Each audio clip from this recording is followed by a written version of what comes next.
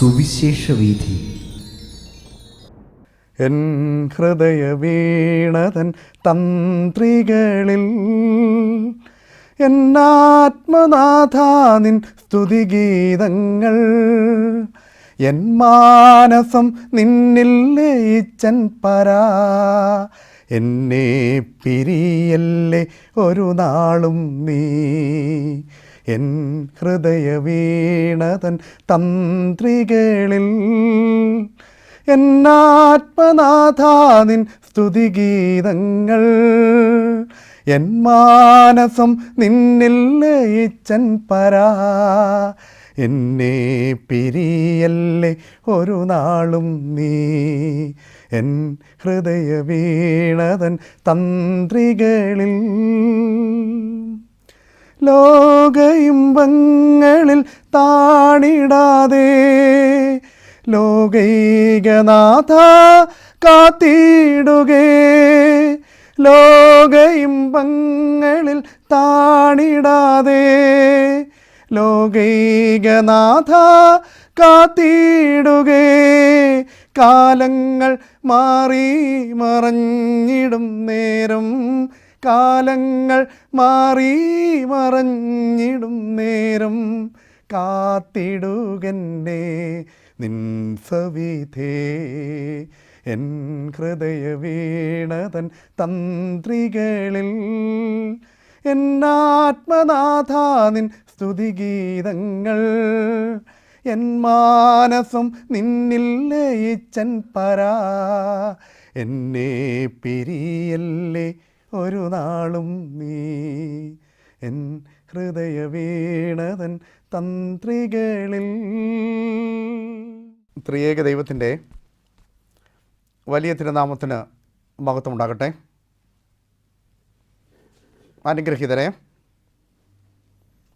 ഏറ്റവും സുപരിചിതമായ ഒരു വേദഭാഗമാണ് വിശുദ്ധ യോഹന്നാൻ്റെ സുവിശേഷം 4-ാം അധ്യായം 1 മുതൽ 42 വരെയുള്ള വാക്യങ്ങളിൽ രേഖപ്പെടുത്തുന്നത്.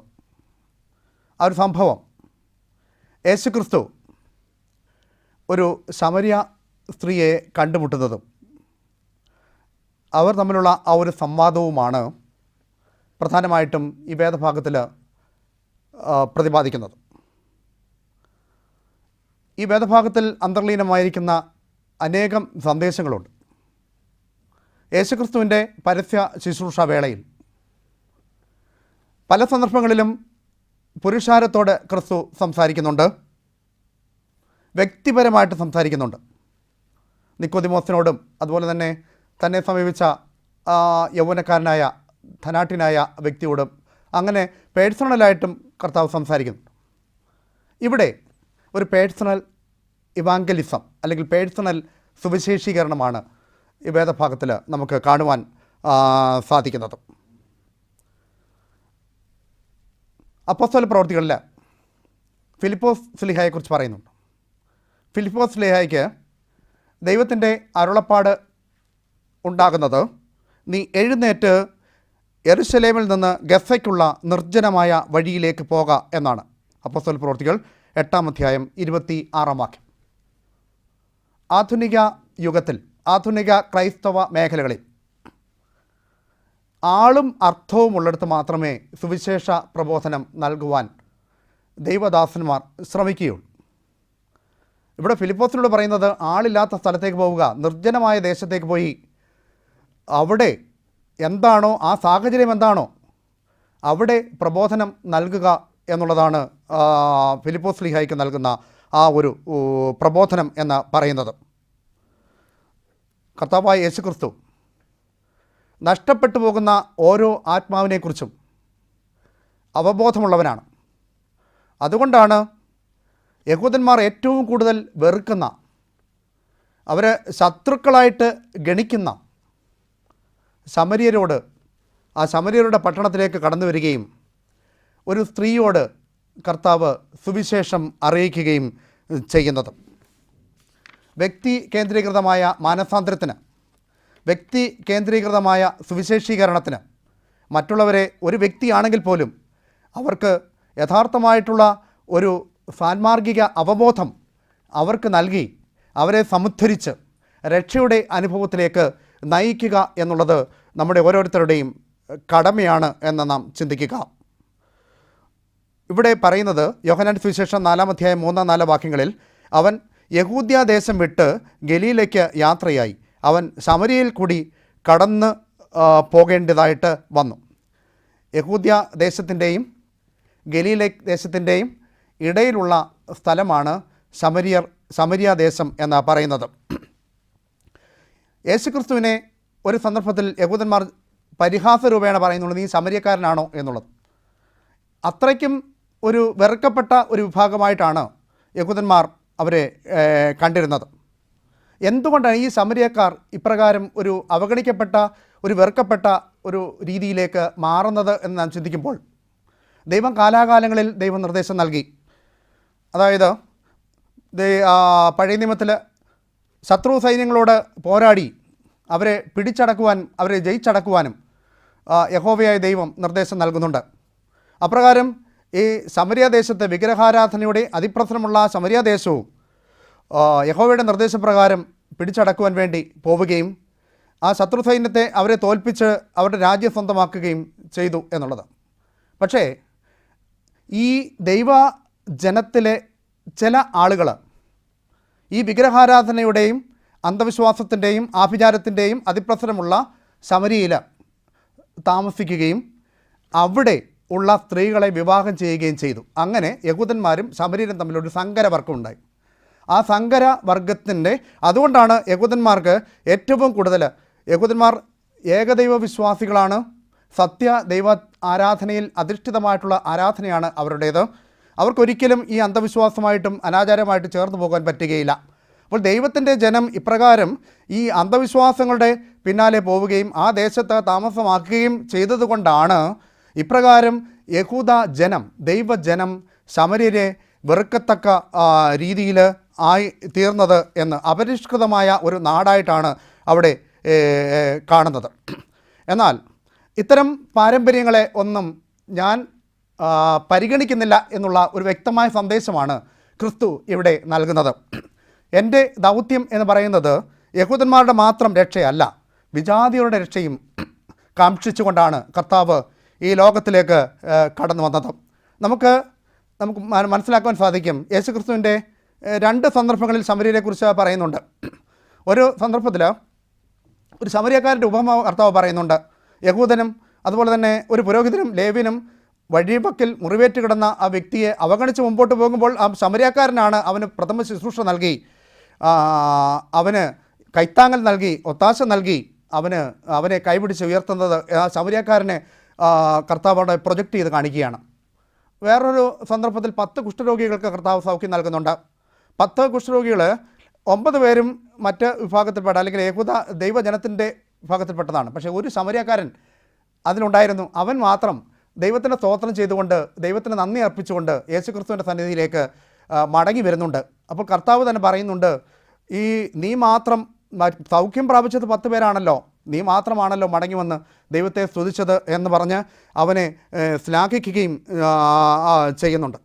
ഈ ന്യായാധിപന്മാരുടെ കാലത്ത്, അല്ലെങ്കിൽ അതിനു മുമ്പ് ന്യായാധിപന്മാരുടെ കാലത്തിന് തൊട്ട് മുമ്പുള്ള ആ കാലഘട്ടത്തിൽ അബ്രഹാമും യാക്കോബും യോശുവയും എല്ലാം തന്നെ ഈ ദേശത്ത്, ഈ ശമര്യ ദേശത്ത് വ്യക്തമായ ബലിപീഠം പണിയുകയും ദൈവത്തെ ആരാധിക്കുകയും ചെയ്യുന്ന ഒരു സന്ദർഭം ഉണ്ടായിരുന്നു.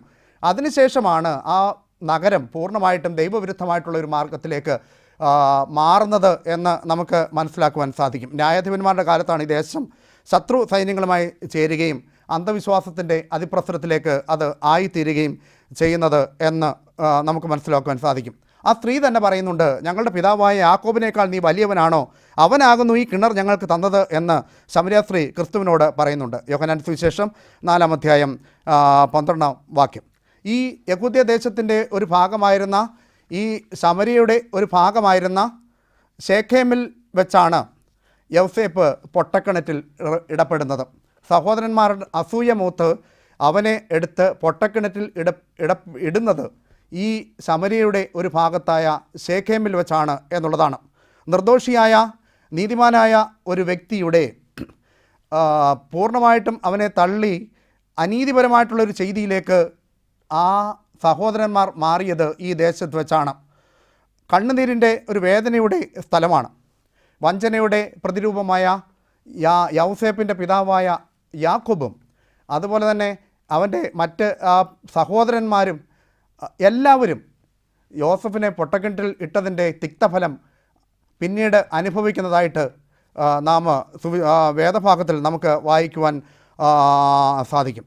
കുറേ വർഷങ്ങൾ കഴിയുമ്പോൾ എവിടെ വെച്ചാണോ ആ യൗസേപ്പ് നിന്ദിക്കപ്പെട്ടത്, സഹോദരന്മാരാൽ തിരസ്കരിക്കപ്പെട്ടത്, അവിടെ ആ ഒരു ദേശം യൗസേപ്പിന് സ്വന്തമായിട്ട് ലഭ്യമാകുന്ന ഒരു കാഴ്ചയാണ് നമുക്ക് കാണുവാൻ സാധിക്കുന്നത്. ഇവിടെ പറയുന്നത്, സുഖാർ എന്ന ശമര്യ പട്ടണത്തിൽ യാക്കോബ് തൻ്റെ പുത്രനായ യോസഫിന് കൊടുത്ത നിലത്തിന് അരികെ യേശു എത്തി എന്നാണ് പറയുന്നത്. യോഹന്നാൻ സുവിശേഷം 4-ാം അധ്യായം 5-ാം വാക്യം. നമ്മുടെ ജീവിതം ഒന്ന് അപഗ്രഥിക്കുക. എവിടെയൊക്കെ എനിക്ക് അവഗണന നേരിട്ടിട്ടുണ്ട്, എവിടെയൊക്കെ എനിക്ക് തിക്തഫലങ്ങൾ നേരിടേണ്ടതായിട്ട് വന്നിട്ടുണ്ട്. പക്ഷേ അത് താൽക്കാലികമാണ്. യോസഫിനെ പൊട്ടക്കിണറ്റിൽ നിന്ന് ഉയർത്തി മിസ്രൈമിലെ പ്രധാനമന്ത്രിയാക്കിയ ദൈവം നമ്മോടൊപ്പമുണ്ട്.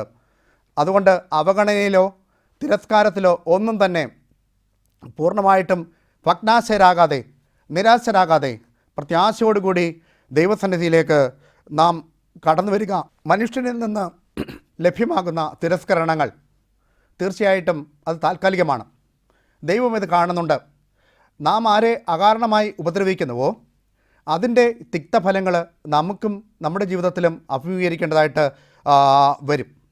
പലപ്പോഴും പലരും പറയാറുണ്ട്, ഇതൊരു ശാപം കിട്ടിയ സ്ഥലമാണ്, ഇവിടെ താമസിച്ചിട്ടൊരു ഗുണവുമില്ല, ഇവിടെ താമസിച്ചിട്ട് എല്ലാ ദോഷഫലങ്ങളാണ് എൻ്റെ ജീവിതത്തിലും ഉണ്ടാകുന്നത് എന്ന് പലപ്പോഴും പരിതപിക്കാറുണ്ട്.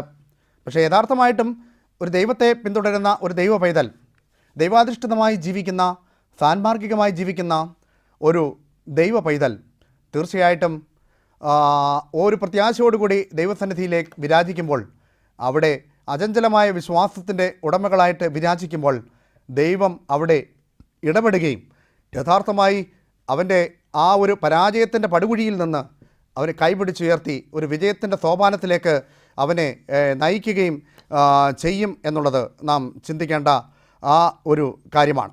ഇവിടെ പിതാക്കന്മാർ കൈമാറിയ ആ ഒരു കിണറിൻ്റെ സമീപമാണ് കർത്താവ് നിൽക്കുന്നത്. വരണ്ട ഫലശൂന്യമായിട്ടുള്ള അവസ്ഥകളെ അനുസ്യൂതമായ കൃപയുടെ ഒഴുക്കിന്, ജീവജല നദിയുടെ അനുസ്യൂതമായ ഒഴുക്കിന് പാത്രീഭൂതമാക്കുവാൻ പര്യാപ്തമാണ് ദൈവത്തിൻ്റെ കൃപ, അല്ലെങ്കിൽ യേശുക്രിസ്തുവിൻ്റെ ദിവ്യമായ സാന്നിധ്യം എന്ന് നാം മനസ്സിലാക്കേണ്ടതായിട്ടുണ്ട്. ഒന്നുമില്ലായ്മയുടെ അനുഭവത്തിലാണ് സമർത്ഥമായ അനുസ്യൂതമായ കൃപയുടെ ഒഴുക്കിന് നാം ഓരോരുത്തരും പാത്രീഭൂതരായി തീരുന്നത്. ശമരിയ, ഈ വാക്കിൻ്റെ അർത്ഥം തന്നെ കാവൽ മാടം എന്നുള്ളതാണ്. അതായത് വിഗ്രഹങ്ങളുടെ, ബാൽവിഗ്രഹങ്ങളുടെയും മറ്റു അതിപ്രസരമുള്ള ആ ഒരു സ്ഥലം, കാവൽക്കാരില്ലാത്ത കാവൽ മാടം എന്നാണ് പറയുന്നത്.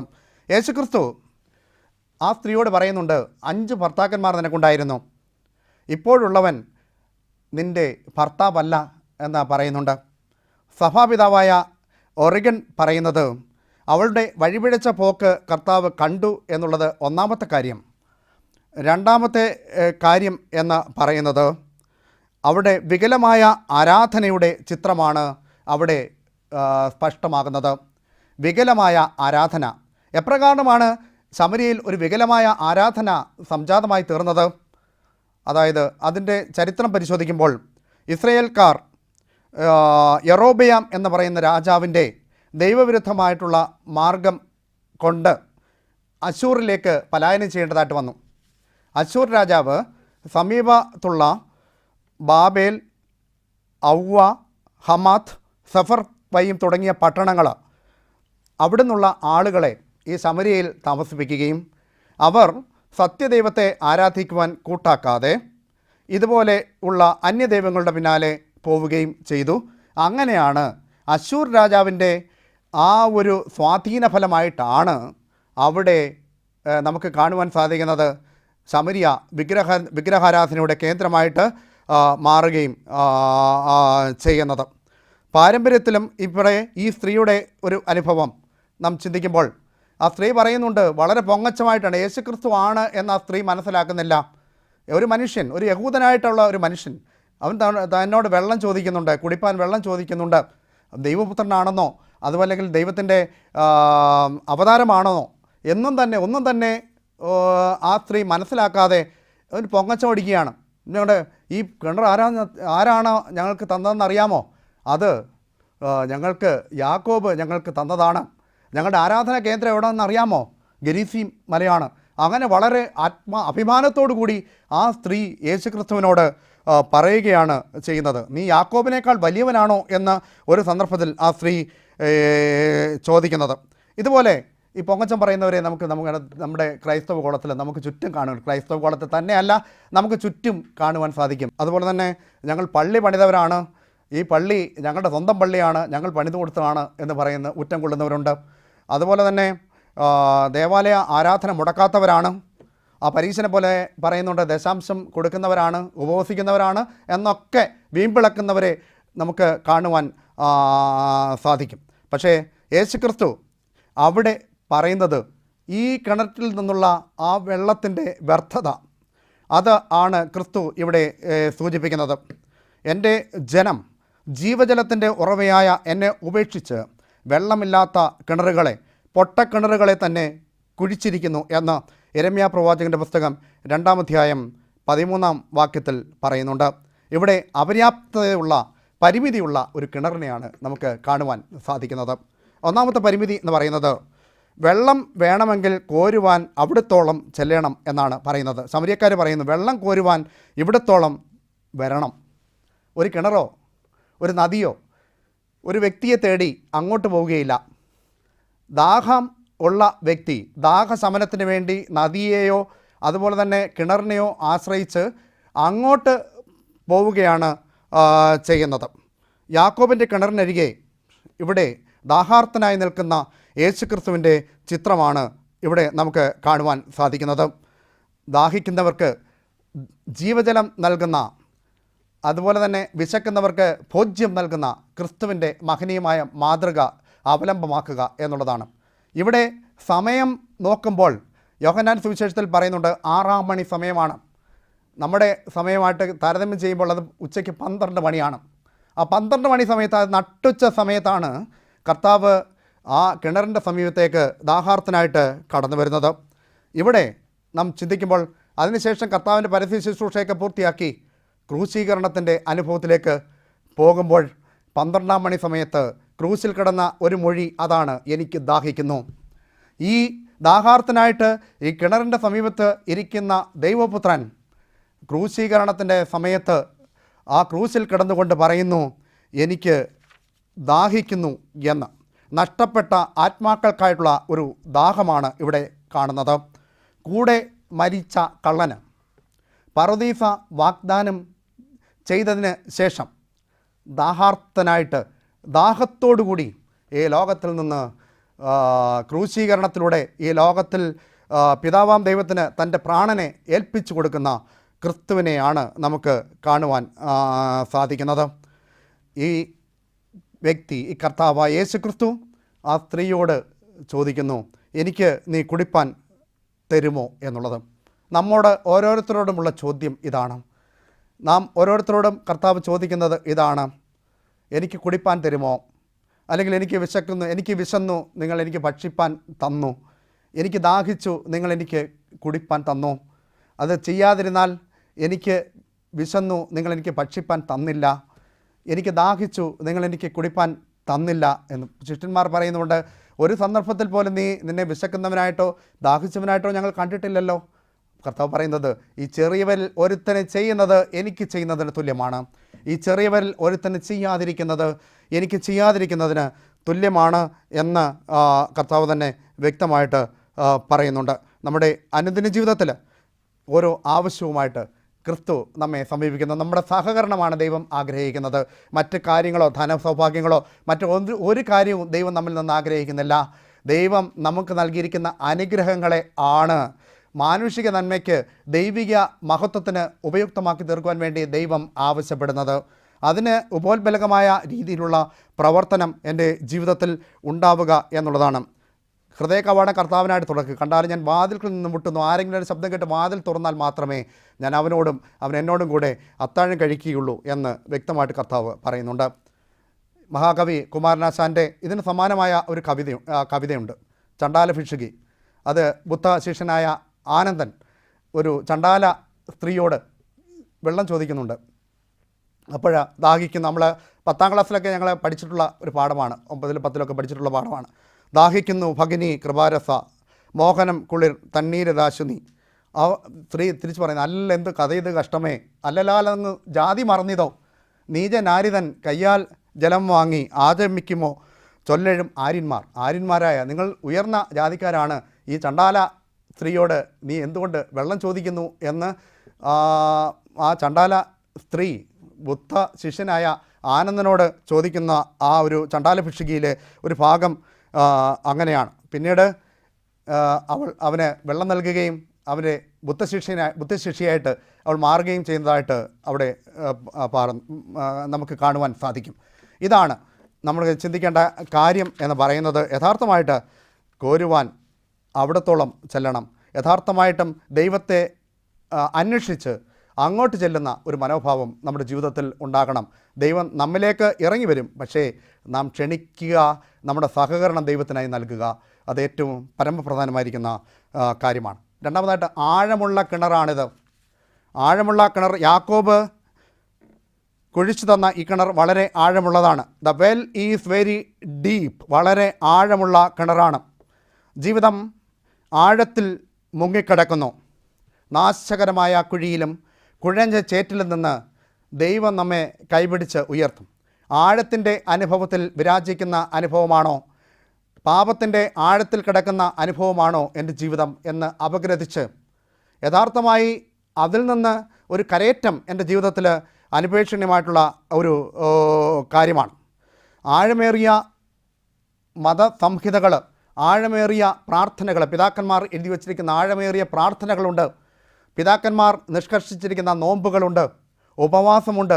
അതിന് ഉപോത്ബലമായി ആഴത്തിൽ അർത്ഥമുള്ള കാര്യങ്ങളാണ് ഇവയെല്ലാം തന്നെ. കേവലം ഉപരിപ്ലവമായിട്ടുള്ള കാര്യങ്ങൾ ഒന്നുമല്ല, ഇത് അർത്ഥവ്യാപ്തി ഉള്ള കാര്യങ്ങളാണ്. ആ ആഴത്തിലേക്ക് കടന്നു ചെന്ന് ആഴിയിലേക്ക് കടന്നു ചെന്ന് മുങ്ങി താണെങ്കിൽ മാത്രമേ ആഴത്തിൽ നിന്ന് മുത്തുകളെ ശേഖരിക്കുവാൻ നമുക്ക് സാധ്യമായിട്ട് തീരുകയുള്ളൂ. യഥാർത്ഥമായിട്ടും നാം ചെയ്യേണ്ടത് പൂർണ്ണമായിട്ടും യഥാർത്ഥമായ ഒരു ആഴത്തിലുള്ളൊരു ഭക്തിയുടെ ഉടമയാണോ എൻ്റെ ജീവിതം എന്ന് നാം അപഗ്രഥിക്കുക. നമുക്ക് നോമ്പുകളൊക്കെ നാം വെട്ടിക്കുറച്ച്, പ്രാർത്ഥനകളൊക്കെ വെട്ടിക്കുറച്ച്, ആചാരങ്ങളും അനുഷ്ഠാനങ്ങളും എല്ലാം വെട്ടിക്കുറച്ച് എങ്ങനെയെങ്കിലും ജീവിക്കുന്ന ക്രിസ്ത്യാനികളായിട്ട് ആണോ നാം മാറുന്നത്, അതോ ആഴത്തിലുള്ള ഭക്തിയുടെ ഉടമകളാണോ നാം എന്ന് ചിന്തിക്കേണ്ടത് ഏറ്റവും അനുപേക്ഷണീയമായിട്ടുള്ള കാര്യമാണ്.